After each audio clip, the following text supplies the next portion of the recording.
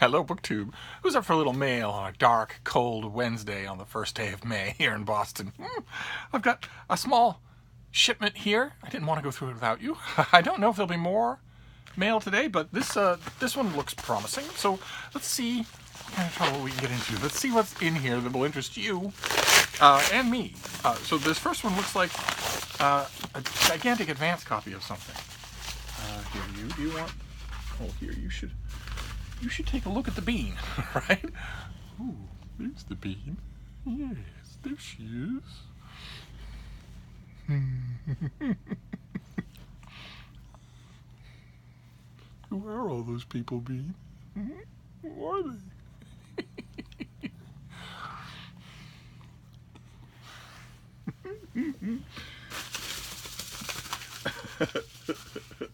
Oh, great. Okay, fantastic. Okay, I think we might have seen this already on this channel. This comes out in June. It's going to be a big release in June. It's going to get lots of attention. And there are lots of you here who might not have seen it the first time around, so we'll go through it again. It's big cross-genre literary science fiction. Ordinarily, I can't stand carpetbaggers like this, but this guy's not a carpetbagger. He's the real thing.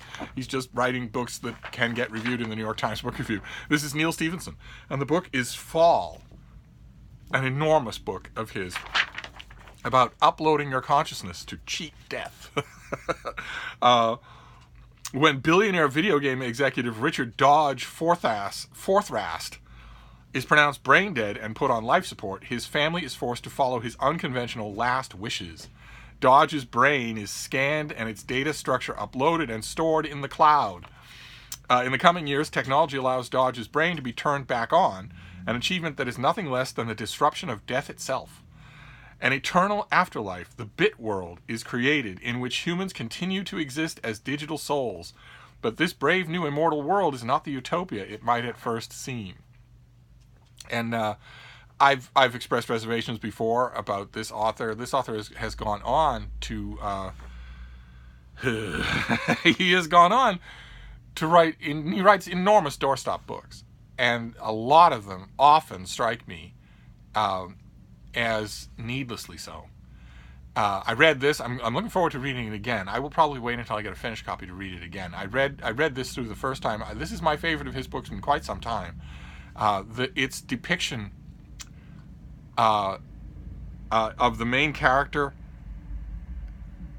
the main character's digital consciousness gradually recoalescing into a person is very, very good. And it's very, very good, in part, I must admit, because it takes its time. I don't think it would be that effective in a shorter book. And also, the other side of the coin, the other aspect of the drama here is the outside world. People trying to figure out the science of all of this and figuring out, well, you know, if you upload someone's personality into a computer metrics, not much is going to happen unless you let it grow. Personalities are always changing. And what happens if you let a computer simulation do that? What does it then become, and when does it leave your control? I thought the handling of the ideas here was really well done. So I'm actually kind of hoping that come June, I'm really kind of hoping that this gets reviewed fairly widely. The problem is that there are two problems. One shouldn't be a problem, but unfortunately in the metrics of the book reviewing world it is, which is that Neal Stephenson is too prolific. He comes out with a book this size every year, and that makes reviewers and especially review section editors think, well, then I don't need to get every one of them. I mean, if he's got this kind of verbal diarrhea, then I can just catch up with him a few books down the line. That's problem number one. And problem number two is that the book is large. The book is, 700 pages long? No, almost 900 pages long. And reviewers sometimes balk at that. Book review editors, section editors often balk at that. They think, well, I'm recommending a 900-page book to my readers on the beginning of summer. That's not going to go over well. And on top of that, your freelance reviewers themselves, there are only a tiny handful of book reviewers left anywhere in the English-speaking world who book review for a living, who do nothing else. All the rest of them have classes to teach, fellowships to work through, teaching gigs at Columbia or whatever, and maybe don't have the time to plow through a 900-page book for the going freelance rate in most newspaper venues. They might do it for the New Yorker, but there are factors against this, and I'm hoping they don't matter. I'm hoping that people pay this attention because I think it deserves it. So that's great. That's a great start. Let's move on to this next one. It also has a bit of heft to it, so that's good. Okay, fantastic. All right. This is a finished copy. It comes out on May 7th, like everything else. And this is a very good book. It is very, very enjoyable. You have to be in the mood for it. It is summer fiction. If you are in the... It clearly, shows itself to be summer fiction when I show it to you. Even if it didn't have any artwork on the cover at all. If it had no title, no author, you would still look at the picture and say, oh, summer fiction. And it is that. Unabashedly so. It's the queen of summer fiction. Mary Kay Andrews. This is Sunset Beach. 2 beach chairs, some sand, a heron in the wrong place, but nevertheless, we won't fault the cover artists. And this is, I really liked this book. I really like this author anyway, but this book I thought was a little different from her usual thing. Drew Campbell's life and career have recently been derailed. The only thing she has left is the house her mother left her, a ramshackle beach bungalow with a missing roof and in the once sleepy town of Sunset Beach. Which is rapidly becoming a hotspot for the rich and well-heeled who are none too pleased about the shabby eyesore in their perfect neighborhood. That is the setup for a stereotypical Mary Kay Andrews book. But this book does a lot more than that. I wonder if this pub sheet is going to tell me. Oh, yes. All right. Well, it tells us a little. When Drew's larger-than-life father unexpectedly turns up at her mother's funeral and offers her a job at his law firm, Drew doesn't know whether to be grateful or resentful that he has suddenly appeared. She grudgingly accepts a job sifting through cold callers and shysters looking to get rich quick, but when her attention is caught by a suspicious murder case, Drew finds herself entangled in a decades-old mystery, one that may have dire consequences for Drew and the people she loves. And in addition to that, another tweak of comedy in this is that her larger-than-life father is the woman in his life is currently an old high school chum of Drew's, one of her old, as it were, frenemies. In other words, Mary Kay Andrews is an institution. These books don't need any help. They have a formula. The formula is glorious. They are meant to be tucked into a big shoulder bag, a big tote bag, and brought to Cape Cod for the summer, or the Vineyard, or Nantucket, and read in a leisurely way in the sun without putting too much emotional investment in them. And she could have got away with doing that exact same thing with this book, but and she does. But she also does something more. There's comedy, and that age-old murder mystery that crops up and threatens her father. It's silly. It's silly in a way, but it's also involving. I thought there were risks taken with this book, and I liked it a lot. I thought they landed, so I'm glad to have a finished copy. That's good.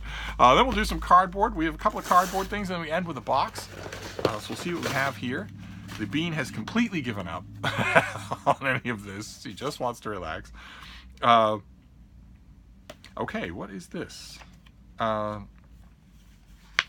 my, okay. All right, great. This is going to be a paperback original in October, so we have a long way to go. It's called I Will Never See the World Again by Amit Altan, who some of you will remember. We saw a book of his from Europa Press, and his life story is better than any fiction. It's more involving, more harrowing. Okay, this tells me a lot, probably more than we need to read. In July of 2016, amidst a wave of nationalist forces reasserting power around the world, 69-year-old Turkish writer and novelist Ahmet Altan was detained following a failed coup against Turkish President Erdogan. Sentenced to life imprisonment without parole for sending subliminal messages in support of the coup during a television broadcast, Altan was among thousands detained by the government with little or no credible evidence of wrongdoing. A Turkey that had once emboldened an air of progressivism and considered a potential EU member was suddenly undergoing a dramatic reversion back to authoritarianism. Great to see the word authoritarianism there in this description, since the wave of forces that asserted itself in 2016 was not, what's it called? Nationalist? There's nothing wrong with nationalism. The wave that started in 2016 was not nationalist. It was authoritarian. It was fascist. I wish that word was used as well. It was fascist. It was, I alone can fix it. It was the cult of the dear leader and the use of force. Brutalist, fascist revisionism. Anyway, ironically, 45 years prior, Altan's father, an outspoken journalist and novelist, was detained and jailed by an earlier repressive regime. As Altan observes, quote, "What I was experiencing was not deja vu. Reality was repeating itself." Oh boy. Okay. So this is his story, compiled over months while serving his life sentence. Boy, oh boy. Okay. It was transmitted through his lawyers. I will wait a while to read it, but I'm hoping that it gets reviewed everywhere come October. I'm hoping, in fact, that it sparks a movement to get him freed.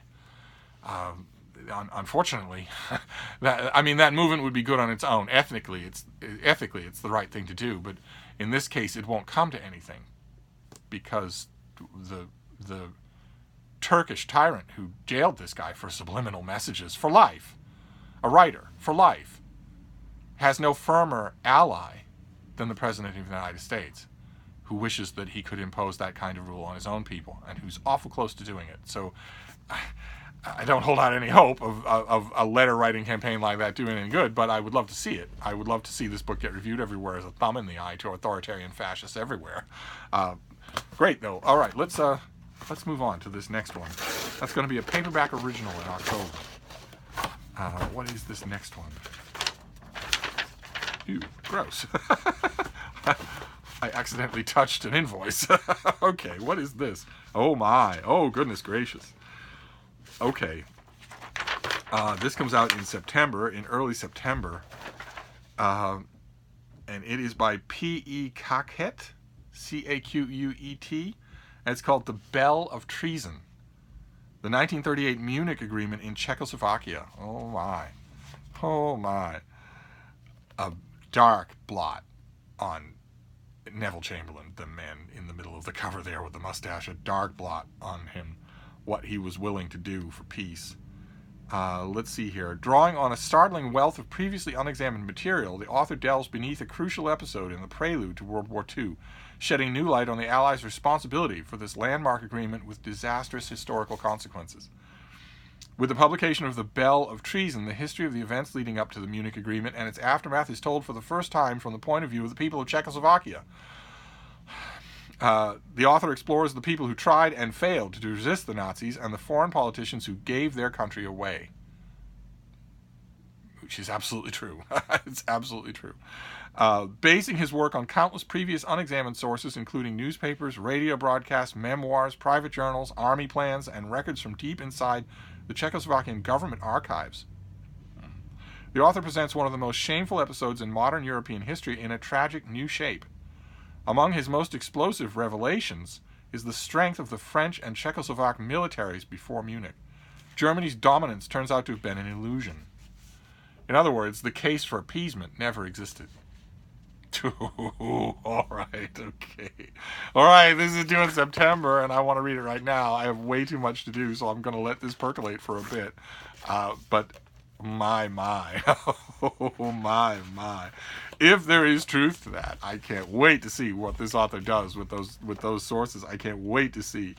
But if there is truth to that, if militarily the Czechoslovaks, with only a little bit of help from the French, could have thwarted German aggression, military aggression, oh my.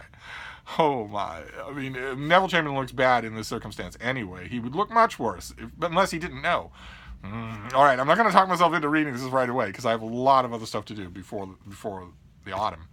Even though it feels like autumn, it feels that. Nevertheless, I'm gonna wait on this. Oh my. Okay. All right, and then we'll do the last one. We'll do this box, this thin little box, so it probably won't set Steve to squealing. I think a new revisionist look at Neville Chamberlain and appeasement is probably the highest I can do this time around. Let's see what we have here. Look at this. I'm tearing this to shreds, and it's not getting the bean's attention at all. She's just not interested. What is this? Oh my. What is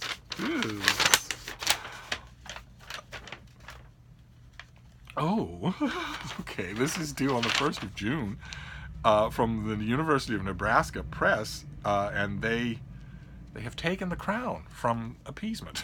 This is by Jacqueline Van Hoot, and it is called Age in Love, Shakespeare and the Elizabethan Court, which would be plenty of reason for Steve to love it, but there's also okay. All right.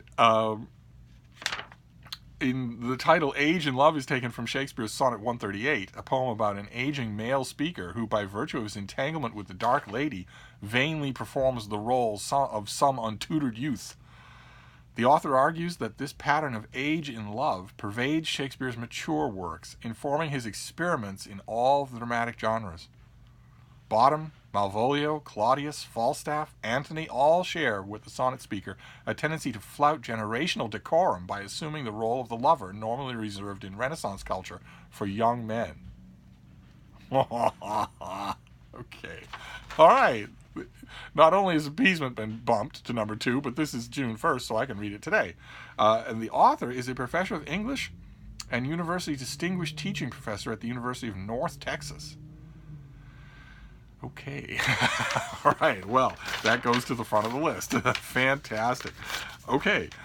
So that is our mail for this time around. There may be more mail today, but this was a fairly good batch. So we have Age in Love, a study of age and age and decorum in the Shakespearean literature and the Elizabethan court. Fantastic. Can't wait. Then The Bell of Treason, in which a shameful episode, the shameful part of Neville Chamberlain and Appeasement was that he was willing to sacrifice a country in order to maintain the peace, in order not to have the world tip back into another war. He was willing to do that at the cost of a whole country. Easy enough in hindsight to say that he shouldn't have been. But this book is saying not only that he shouldn't have been willing to do that, but on ethical grounds, but also on practical grounds, that none of it was necessary.